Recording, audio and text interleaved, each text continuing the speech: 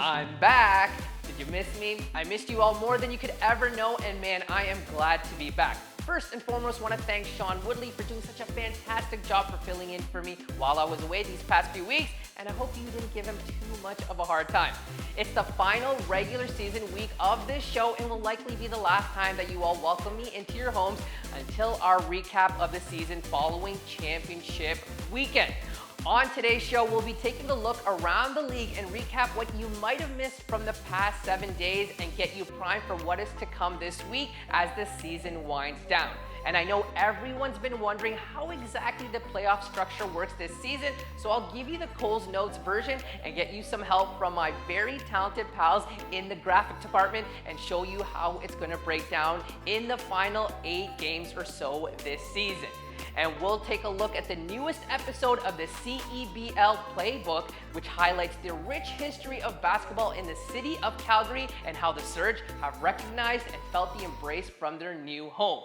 I'll invite Sean Woodley back as we get his takes on the most prestigious award come championship weekend, the MVP. I bet he's got some hot takes that'll get your X, Twitter, Threads, whatever you're using, fingers active, and why he's picked the wrong name from this player on your favorite team and why he should be ranked number 1. We'll get through all of that. I'll give you my top 3 games to watch from the final week of the CEBL regular season and maybe even take a look into some of the potential matchups that we could see in the playoffs. Finally, my rundown of everything that happened this past week. We have 3 more teams that booked their ticket to the playoffs with the Riverline, Shooting Stars, and Surge all getting wins this past week and ensuring that their postseason vacation might be put on hold for at least a little while longer. Additionally, that top spot in both conferences is still very much up for grabs at the time of recording, with the Surge and Sea Bears battling it out west and the 3-headed monster of the Blackjacks, Riverlines, and Shooting Stars all still having championship weekend aspirations. The Alliance and Honey Badgers duked it out with huge, and I mean huge, playoff ramifications on the line Sunday afternoon, and the Honey Badgers came out with the victory and pulled it even with the Alliance at 7 wins on the season, making that race for the final playoff seed in the Eastern Conference that much closer. All is not lost out west either, as the pesky Snakes rattled off 2 wins this week, pulling them into a tie with the Stingers for that final playoff spot out west, riding the JWF MVP campaign right to the very last game. How will things shake down for the rest of the season? Get out the salami and cheese, because it's about to get interesting. Now, with our league transitioning to a conference system this past season, you might be wondering just how the playoffs are going to work, and worry not, our crack team of investigators were on the scene and have provided me with the Spark Notes version of their findings. The top 4 ranked teams in each conference will make the playoffs. All the lower ranked teams at the conclusion of the regular season will be eliminated from playoff contention unless it's the host club of championship weekend, and of course we know that's the Vancouver Bandits this season. The CEBL playoffs will feature play-in games between the 3rd and 4th ranked teams in each conference after the host team has advanced to championship weekend. Winners will advance to the conference semifinals and play the 2nd ranked team of their respective conferences. The 5th ranked team in each conference will be eliminated unless Vancouver places 5th in the West, in which case the 4th ranked team out west will get eliminated. Conference semifinal winners will play their respective conference teams already seeded in the conference finals. The CEBL Championship Final will be held on August 13th from the Langley Event Center in Vancouver. Now, there's plenty of parity across the league, so I'm pretty sure you're wondering about the tie-breaking scenarios and where your favorite team will rank amongst the rest of the league, and they are as follows. Number 1, Psych. I'm not going through all 7 potential tie-breaking scenarios. You can visit cebl.ca/standings to educate yourself, please. Have I mentioned that those folks over at Ward 1 Studios have been roaming around the sidelines this season, capturing the tremendous content that we all know them for? I mean, they already created a fabulous feature on the basketball culture in Brampton earlier this season. Well, they headed over to the largest city in the province of Alberta to provide us with an in-depth look at the basketball legacy that exists in Calgary and how Surgeon and Purgeon has added a new layer to the already extensive basketball community in the Stampede City. We dreamed of the day where this country's best ballers will be repping our hometown. This is the moment we've been waiting for. A city that is diverse, that needs basketball in its life. And we're the place you want to be, and this sport belongs in our city. We aim to be more than basketball.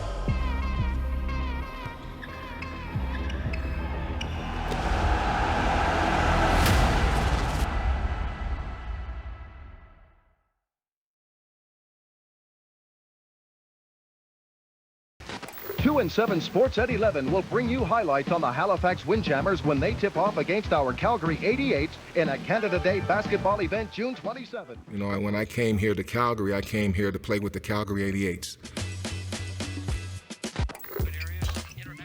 Coming from Indiana, we have a picture where, you know, basketball is one of the top sports in the state. Hagwood with a nice shot there.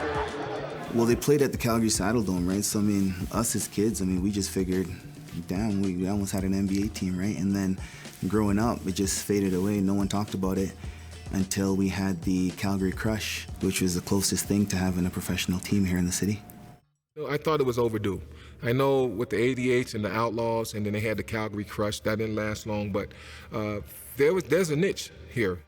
I've seen them connect themselves to a lot of local businesses and a lot of local people to kind of build basketball through community, which I think is one of their goals. And every time I show up to the game, it's packed outside. You get inside, it's packed inside. And then the game itself, fast-paced, a lot of action. The target score system in the CEBL is amazing, right? Because there's tension, there's action-packed right to the end of the game, right? And stepping to the line is Steph Smith. Oh boy. Pretty simple. Target 74. Calgary's got 73. Smith's got the game in his hand. Smith for the win. And that's going to do it. History made. With an opportunity to win this game on this free throw. Shot is up, and he missed it. The rebound to Scotty, puts it up, and it will drop. Amazing. The fan support is unreal. And then, yeah, the community's super engaged. Being able to go out and do a few things, you know, with the kids and, you know, community involvement that we can do is amazing because I think, you know, Calgary's really eating up, you know, a professional basketball team here. And, you know, we definitely are going to need that support moving forward. And I think they've done a great job, and we're really lucky to have that. You look at all the opportunities that we have. So the opportunity to grow, you know, and that's something that we tell these kids to dream. Dream about one day putting a Surge uniform on. We always tell our players to dream, you know, and don't just settle just to be average. We want you to be great. And in the pursuit of greatness, you got to do great things. So when I came here, one of my goals was to make Calgary a better basketball community, to spread the word. And so my goal was to say, I want to change that. I want to change the culture to a basketball city. So now there is no reason for you not to focus 100% on your craft right now, all right? Starting today, we have a good solid practice, and then we focus on what we have to do to compete down there in Edmonton this weekend. Coach, you got anything? Well, once I retired, I thought I was done with basketball, you know, and then a friend of mine talked to me and saying, you know, John, you know, why don't you come and help us out with this team? And I said, okay, you know, sure, I'll help you out. And when I took over the team, I was with the Junior Trojans. That was the first club team I was with. I said, what is my expectations? And he said to win every game. So I said, okay, so how much practice time do I get? He said, you got one practice a week. And I said, what? You know, you want me to do all this stuff and with one practice? He said, how much do you need? I said, I need 6 days a week. He said, 6 days? Are you kidding me? Yeah, I want to practice 6 days. So he wound up giving me 4 days. From there, I just tried to build a culture. Team first, going out there, commitment to excellence, and working hard for each other. I hear you. Good, Nate. There you go. Good work. But to pick one is to give back. It's to help somebody that's less fortunate than you. Without the people in my life when I was coming up as a young athlete, you know, supporting me and helping me and giving me these opportunities, then I would have never reached the level that I'm at now. Like those lessons that I learned as a kid, I installed in me through CYDC, right? Through John, those lessons are lessons that like have allowed me to be here where I am today. With the Surge, you know, and a successful team, in the CEBL, coaching with UFC, playing Team Canada, like all those little things, those experiences, those are tickets that were bought through that hard work and those lessons that I learned when I was at CYDC. When I moved to Calgary, I knew I wanted to play basketball. So what does a kid do? Google Calgary basketball. Once I got to those searches, I found community basketball. My friend ended up playing for CYDC and saying, what are you doing playing community? You need to come with us, the big boys, right? So I asked my mom, and it was a lot more than the community basketball. So I show up to practice, and we'll go through the drills, and John and the whole staff there, they see something in me. Because see, I was David, coming from Gary, Indiana. That was a tough place, a violent place, and things like that. So we had limited opportunities. And then when we did get coaching and we did get mentors, we wanted to take advantage of that. So I saw that passion in David, where he wanted to get to a certain level. So you can see it in his eyes. He was driven. And David loved the game, so he wanted to play because that was his way out. Brings it down. That's stolen by Jalal. Poirot takes it back. Kapinga inside. The spin with the left hand. And for the first time in school history, the Calgary Dinos are national champs. That's one of the big stories I think that people don't always know, right? Like how does this kid get in this situation? It wasn't just me, it wasn't just my parents. It was a lot of the CYDC helping me financially to be in that gym. Right? Someone has to pay for that. And John opened his hands to me and my family for us to join that club. In basketball or in the gym, that was his safe haven. And we wanted to make sure that he had a safe place to play, not only David, but all our athletes, because we do have some kids that's underprivileged in our program, so we want to try to help them and encourage them and be a positive role model to say, hey, CYDC, this is a safe place for you. While you're here in this gym, you don't have to worry about nothing, And, that was one of my goals at CYDC, to make sure that we have that type of setting and that environment. That's one of the things I tell my players, give back and help somebody else. A kid may idolize you, right? But he'll never walk up to you and say, hey, you know what, you're my idol. What I want you to do is go over there to that young man that's sitting watching you, put your arm around him and say, hey, you know what can I do to help you? Hey, you're a good ball player. That little encouragement means a lot to a young athlete. Because all you need is to just make sure that one kid makes it and understands and gets inspired to become who they're supposed to be, for another kid to also, and then there's a domino effect. And that's the legacy, right? That's the CYDC legacy that's the legacy I received from CYDC, and that's the legacy that I feel like the Surge is starting to build here in the city.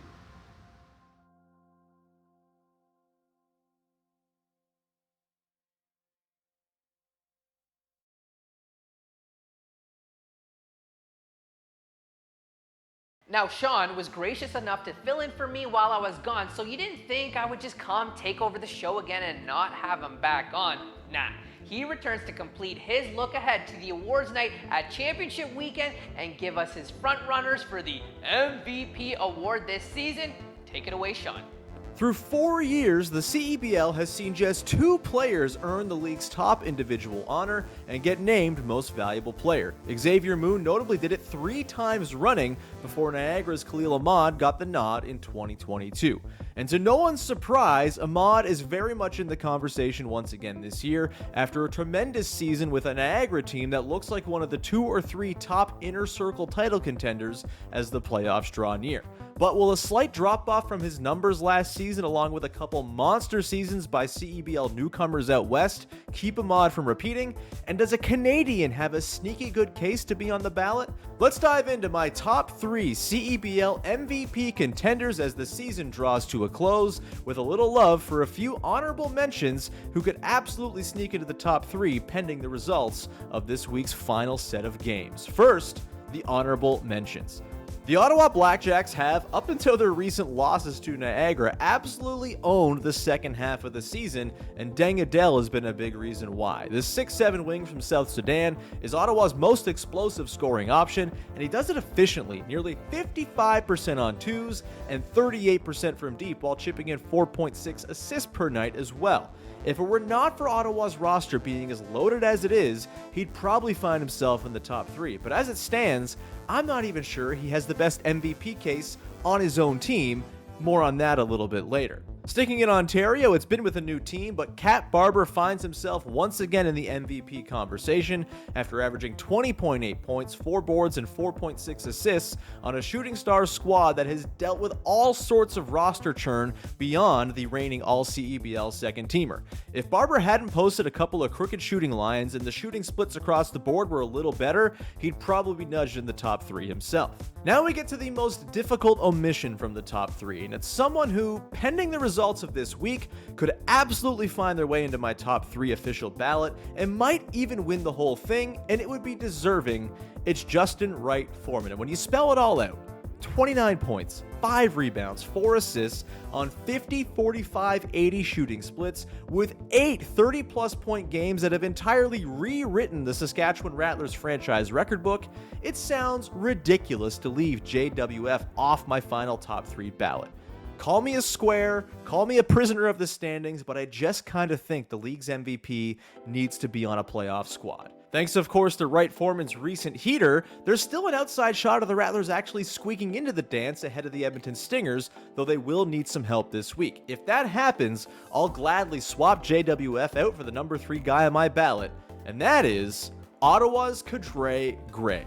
This is a best player on the best team thing for me, and while Deng Adel has a case, I think Gray's all-encompassing impact on Ottawa has been felt on every single possession for which he's been on the floor. He shares the team lead with 16.8 points a game with Adel and leads the entire CEBL with 6.6 assists a night, all while poking loose nearly a steal and a half a game. What really sets Gray apart, though, is his efficiency.